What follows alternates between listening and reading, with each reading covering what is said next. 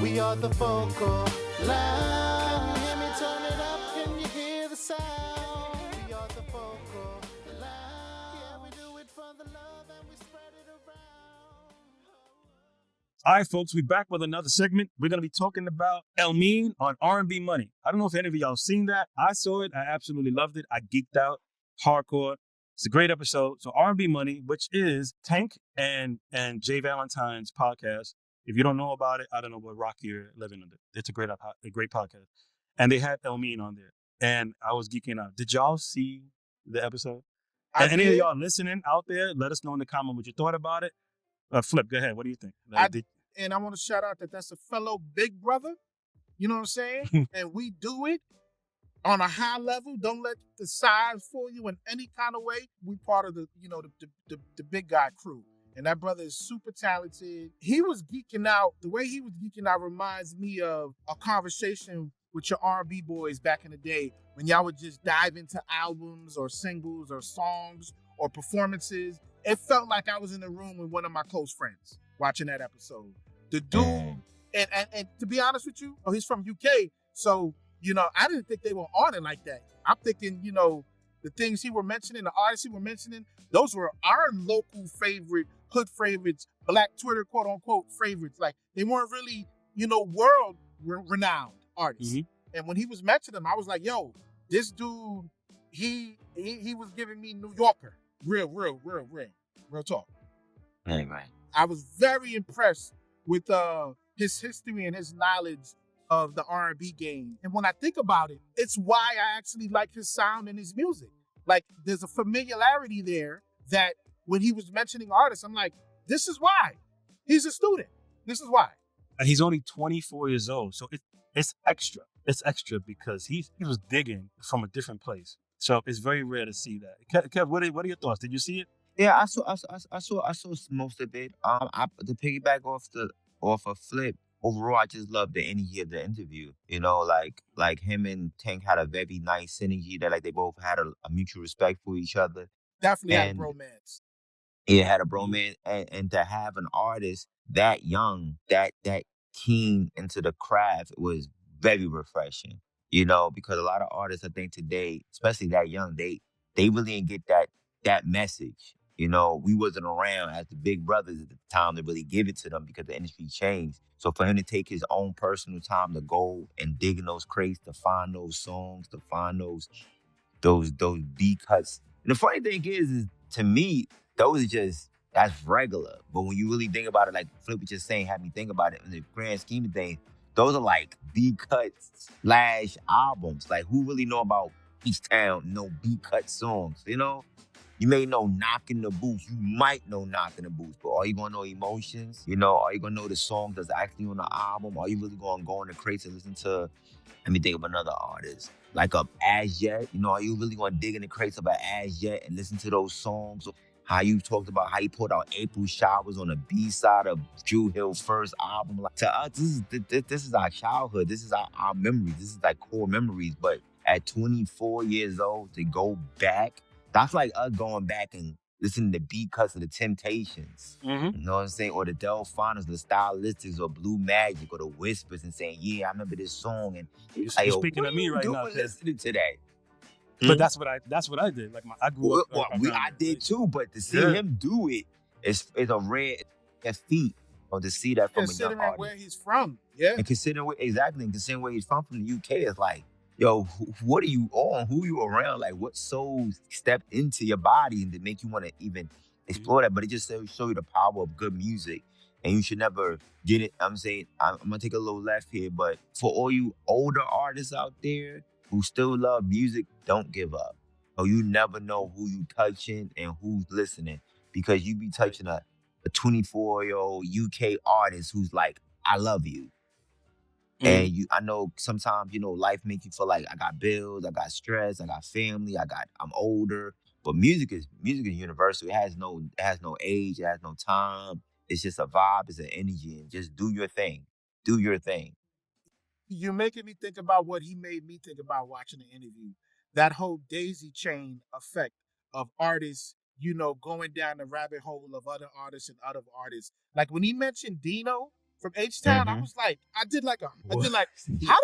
you wait, you know Dino? You like Dino? Like, I like Dino? Like, and then he was Like- talking about, just different artists that took him down a rabbit hole of Right, other right, right. artists. But when you look at that whole, like, how the world works, like, look at how he went viral off of Beyonce. Like, of all people, Beyonce, like, gave him a little, like, yo, I see you, young man, and you're doing Mhm. your thing. And how she gave him those props. And of course, he knows who she is. But look who his favorites are. Look who his inspirations are.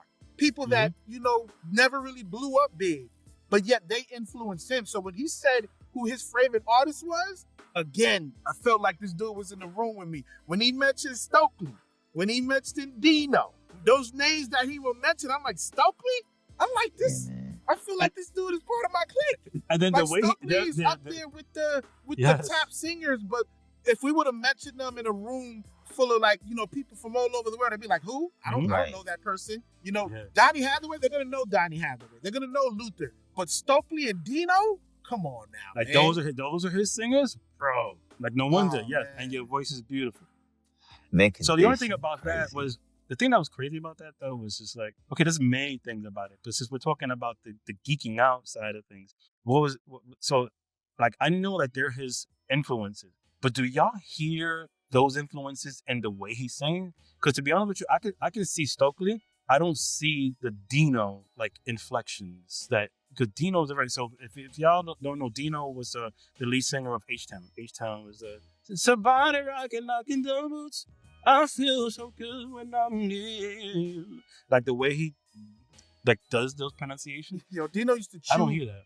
riffs, chew notes, chew verses. It sounded like he was eating a meal the way he Yeah. was singing it. And when he was eating, you're like, yeah, that shit good.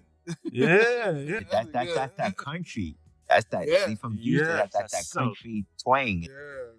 Yeah.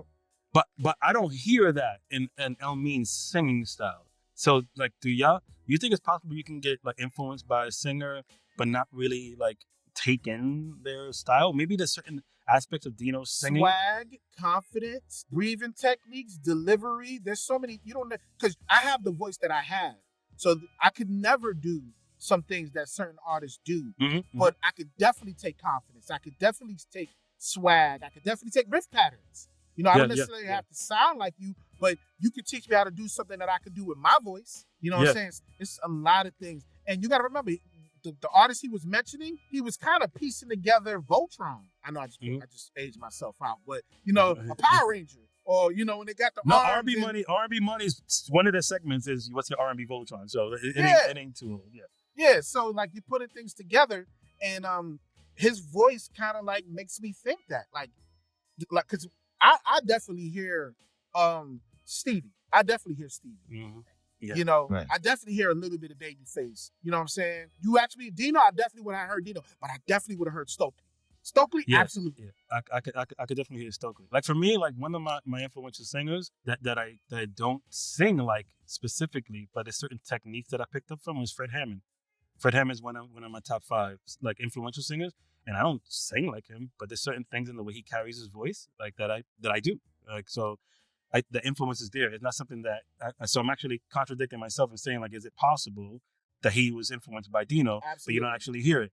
Yeah, I was influenced by Fred Hammond, and I don't actually sound exactly like him, but there's an influence there.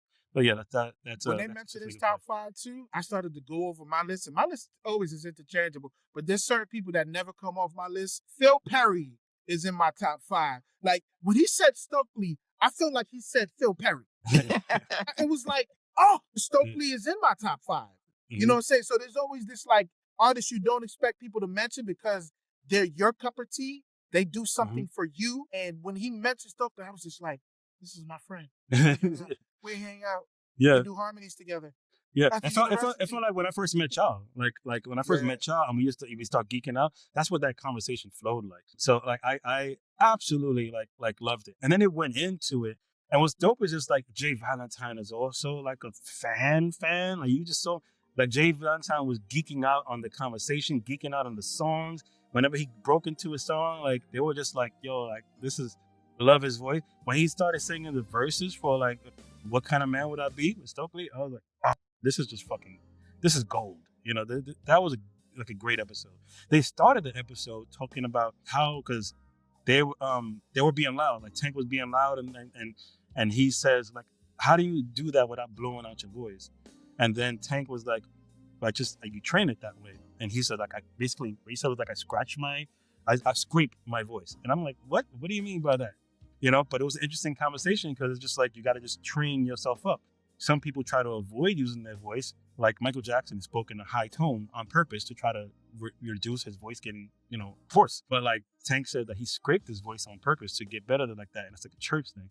I think about that, like that part of the segment of, like they were just going geeking about like performance. That part resonated with me because I used to sing on the train with my group for money. Like that was one of our hustles. And in the beginning, it started off rough because we used to get hoarse all the time trying to sing over the train. But after a month, after doing it for so long, you train your voice to be stronger. So in a way, we kind of scraped our voice to make it stronger. And then our recovery time was shorter. And then by the time you know it, we're singing over an actual train, belting, making money. And we got ourselves to that level. It didn't start that way, but it ended that way. So to Tank's point, you can absolutely train your voice to, sing a certain type of way with repetition, over time. It can happen. I'm not saying it's the healthiest thing to do. You know what I'm saying? In terms of longevity, who knows what that looks like? But your voice is a muscle. You can make it do things, with repetition. Kev, how do you feel about that segment? Because you come from like Footstep, and you guys are like technical singers, and like y'all had the softer voices, but y'all were also like very technical with your. Yeah, they were dope though. So what do you think about that? I mean, everything starts with technique. Nah, it does. I mean, think about it. Like I think one of the perfect examples was technique. Could you sing a little louder? I can't hear your technique. It's like Wanye. Like when I think about Wanye, I think about him, KC. I think about Wanye. I think about KC. I think about Cisco, right? Mm-hmm. And I watched, and we've heard Wanye evolve as a vocalist. His technique got tighter. Mm-hmm. And the reason I bring him up because he is a person that lives in the sky. He belts a lot. When you work on your technique and you practice and you harness in your craft, yeah, you could do it. It's not easy. It's not everybody's voice, but you could do it. So I mean, really, what it is that for our vocalists, it's a belt. Hey, it's a belt. It's a belt. When you belt and you learn how to manipulate that belt with your air and you breathe, you know how to hit your notes, and you could now you can do your riffs on it, you can hold it out. Then you're in the sky. You got to get off of this. That you'll burn yourself out. And I feel like a lot of artists were trying to yell it out, and that's going to burn you out. You got to kind of belt it out. It's difference. So. What do y'all think? Any of y'all singers out there have any thoughts and opinions on this part? Like, what are some like examples you've had when it comes to like trying to train your voice into certain things? And is it possible to have like that balance where you can actually go from the really low to the really, really high? Like that's an insane range. Like I always struggle trying to do I started out doing the high floaty and like soft stuff, and then singing around. Yeah, I ended up doing the belting stuff, and I still to this day try to find that happy medium. And any of y'all out there, any of your singers that got some tips or experiences, please share them with us here. We like to build a community of a bunch of singers so that when we talk about this singing thing, we're geeking out on things and becoming the best friends, because that's how we all met. And that's what we experienced in this episode of R&B Money with Elmiene. They were just literally geeking out. And song after song, you saw them just like glowing. But what did y'all think about the section of the conversation where Elmiene Tank, he says, yo, where were you at? Where was your headspace when you made Kill For You? Of all songs, he chose Kill For You. And that is a singer's song.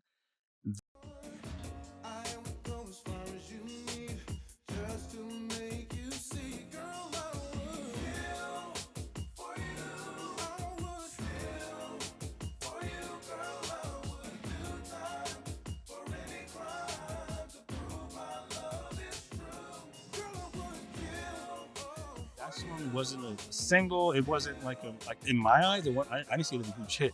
It was very left field for his time, and that 100% would have been a question I would have asked as an R&B fan, a geek, like I would have been like, yo, where were you at there? And he did. I geeked out with that question because that's 100% something that I'll ask. What did y'all think about that? Again, the student in the craft. To think about what Kill For You was on. If I'm not mistaken, that was the second album, right? That's dope. That's the stuff that bromance comes like, yo, the fact that you can ask me a question about a song I wrote over 20 years ago that probably no one really knows about, and here you just randomly asking me is like, that's going to get 25 years anybody ago. attention. It came out 25. 2001 on the Force of Nature album. Yeah, Force of Nature. And that was the second album. Force of Nature, I think, was the second album. Anybody never heard this song, go listen to the song, by the way. The song is crazy. The funny thing is, I was recently listening to that song because I went down a Tank rabbit hole the other day because I love Tanks. Like, it was the writer in him, too. Like, when you're a writer and you're constantly looking for inspiration on how to, put a dope record together, something that's different, something that's refreshing, you're always trying to, like, put yourself in certain mindsets. And there's a sense of courage you got to have, too, to kind of, like, put something out. So I felt like that was the writer in him trying to feel like, yo, like, what inspired that headspace? Because me as a writer, I wanted to kind of like be that brave. But I also feel like that was his segue to his record where he was talking about Nosferatu and how the producer was like, yo, you got to flip that around. You seem like a stalker. You know what I'm saying? So he flipped it around. But to that point, he was saying how it was originally, he was the stalker, and how I could tell that he was kind of a fan of how Tank was brave enough to put that record out, saying that I'll kill for you, because he, in a way, kind of wanted to do that too. But they were like, nah, we got to flip it. We don't want you. You're too new to kind of like look like a stalker. You know what I'm saying? So that question was from a creator's perspective. Like, it was digging from a creator. Like the writer in him. Yeah. Yeah, the writer. I love that. Yeah. And I feel like a song like Kill For You, I mean, as a writer, it's difficult to write like that. And not just the topic so much, it's the creativity. And when you really listen to songs are really like it flows, it's the vibe. He really told a story. Like, he started the song off, he gave a plot, it was a twist in the song, all in the song. And then he had the mindset to modulate at the end of the song.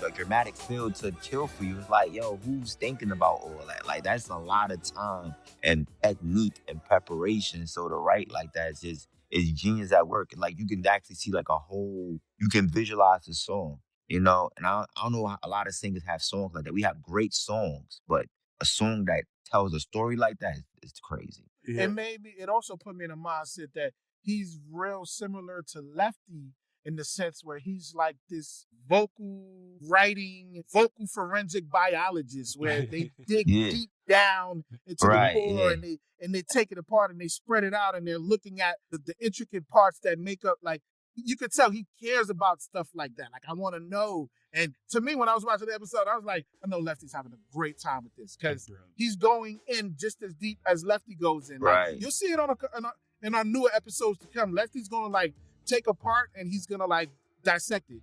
You guys will see what I'm talking about. But Elmiene, he definitely is on that way. And that's what makes music so great. And it makes music so great because, like, we're all students of the craft, but things that we all love and look for. It's like a coach is like, you love defense. I love offense. I'm a special team coach. You know what I'm saying? I look at certain things. You know what I'm saying? It's like certain things you take from the game. It's like, but you know the game, the whole game, but it's certain things that you really like, you love. And like the fact when you see other artists geek out or love the game the way you love the game and be an offensive genius or a defensive genius, like, yo, it's so dope. It's like watching tapes. Yeah.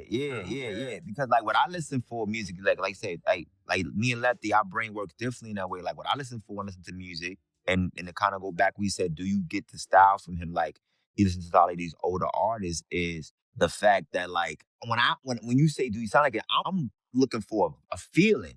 I don't get that feeling. Now he vocally doing some things, but I'm not getting that feeling. I'm not hearing the sound sonically. I'm not hearing the rawness. I'm not hearing the belt. I'm not hearing the actual performance. You know what I'm saying? You might be writing certain songs, but you're not giving me the performance. So I don't know what So it's like from what you're hearing, you probably stripping something from them that I'm not really taking that you're taking.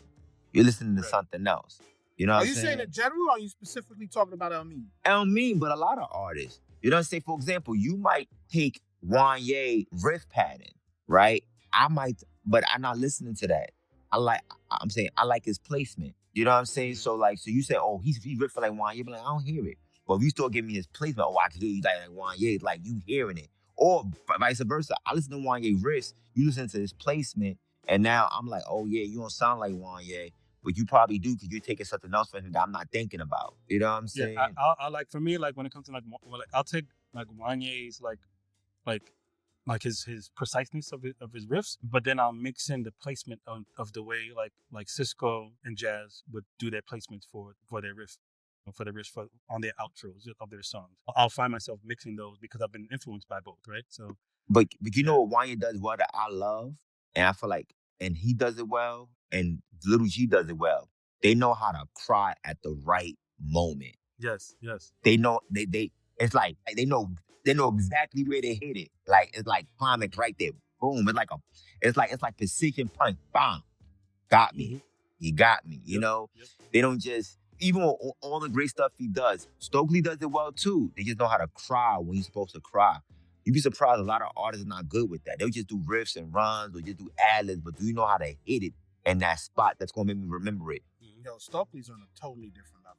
And he's not really a vocalist like that. That's the crazy thing. He didn't want to be a vocalist. You know that, right? How you gonna say Stokely not a vocalist? No. He No. was saying he didn't want to be a vocalist.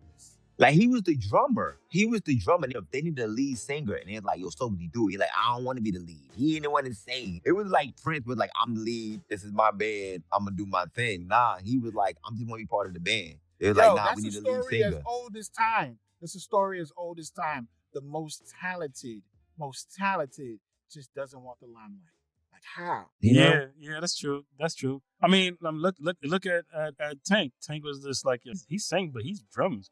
Tank got a little offended because in the beginning of the conversation, Elmiene was like, I feel like all you need is like you need some lyrics and a melody. So I focus on that. So I need to be able to bring those things. I don't really feel like I need the drums. Tank is a drummer. He's like, what are you talking about, man? You need the drums. Like, you could just do melody and the drums and be good. And he started going into like, I've been watching you for so very long. And then Tank started doing it. So they were going back and forth about that. Yeah. Sometimes, like, destiny is destiny. I find it crazy that Stokley, wherever that conversation happened, I don't know, but if I was in the room, I'd be like, Stokley, you're crazy. Like, it must be humble for you to say that you don't want to take the limelight, but you can't sing like that and say that you weren't supposed to be a singer. Like, you didn't want to be a singer. Like, you can't sing like that. Yeah. Like, his vocal, Stokley. One of the greatest. Yeah. One on one. So, like, I really, really enjoyed that conversation. I geeked out on it heavily. All the songs and the vocalists that Elmiene talked about, really, really enlightening for me to see somebody so young dig that far back and find so much like even going to Stevie. I could clearly see Stevie. Stevie is 80s, right? Late 70s and 80s is when he was on his come up. So like he's already digging back, but I kind of feel like Stevie is like he's a timeless person. So I don't see him when somebody says like Stevie, like I'm influenced by Stevie. That's like saying I was influenced by Lionel Richie, or like those folks are just, they're staples. And I don't really see it as like digging. When you say Dino and Stokely, like you're like a student of the craft. I really enjoyed that, man. That was Yeah, hats off to the young man. He got a lot of staying power. Some things. Yeah. So I hope his new album comes up soon, because I'm really looking forward to it. Follow and like him on all the socials. Elmiene, but it's like Elmiene, so it's ELMIENE. Follow him.